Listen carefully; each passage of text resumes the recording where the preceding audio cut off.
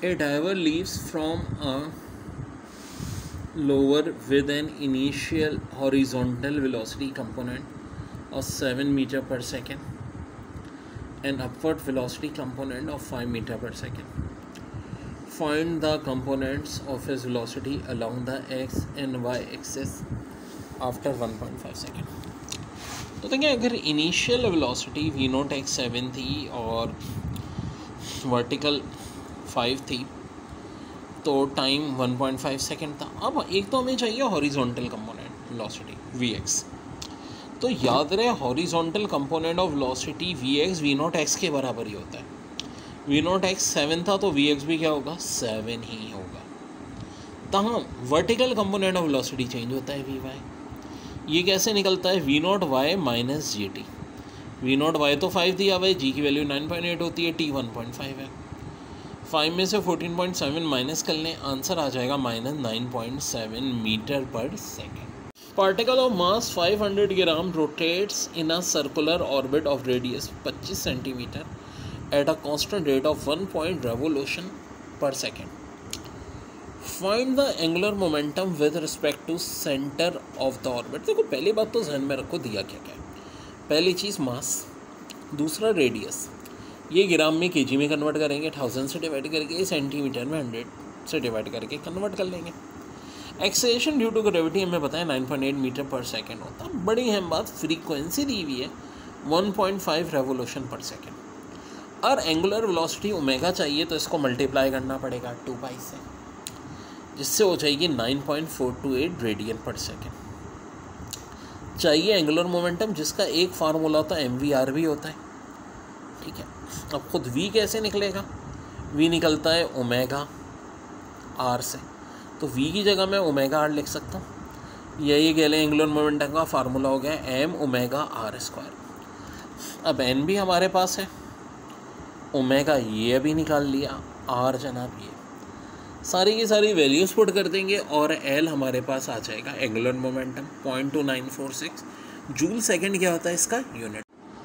A boy's whose mass is 100 kg when resting on ground at the equator if the radius of earth R is 6.4 into 10⁻⁶ metre. Calculate the centripetal acceleration and centripetal force. Well देखो, mass 100 kg है, radius of earth 6.4 into 10⁻⁶ centimetre acceleration चाहिए, centimetre force चाहिए, time दिया हुआ है. Formula होगा V square upon R. V बराबर हो जाएगा 2 पाई R अपॉन टी, यानी 4 pi square R square T. एक एक R कैंसिल. अब वैल्यूज पुट कर दें भाई.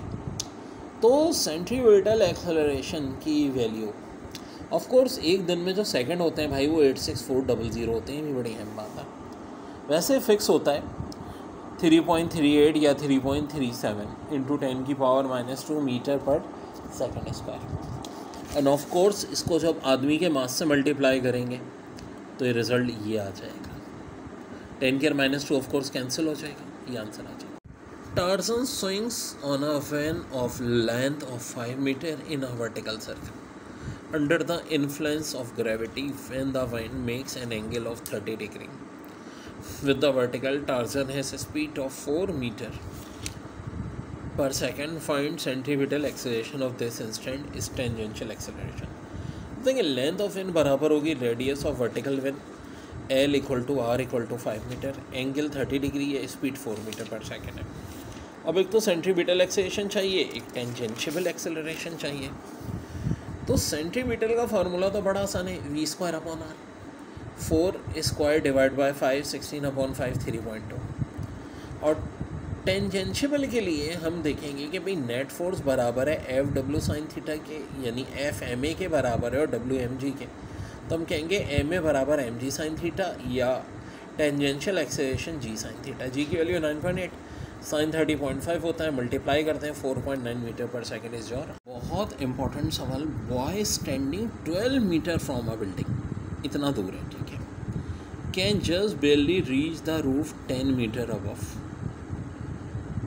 him when he throw a ball at optimum angle with respect to ground.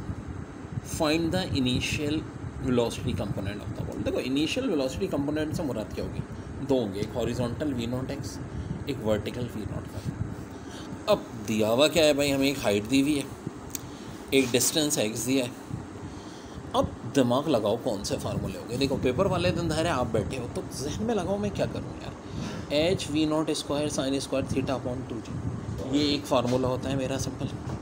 अब मैं करूँगा क्या यार, ये भी मुझे पता है ना कि वी नॉट वाई जो है ये वी नॉट साइन थीटा होता है। अब मैं ये पुट कर दूँगा, अब क्रॉस मल्टीप्लाई कर देंगे, ये 2gh हो जाएगा, we naught Y square 2gh 9.8 और 10 198। अब 198 किसका स्क्वायर होता है, तो भाई 196 14 का होता है। अप्रॉक्सीमेटली ये रिजल्ट 14.1 या कुछ ऐसे ही आसपास आ जाएगा। ये हमने वी नॉट वाई लिख दिया।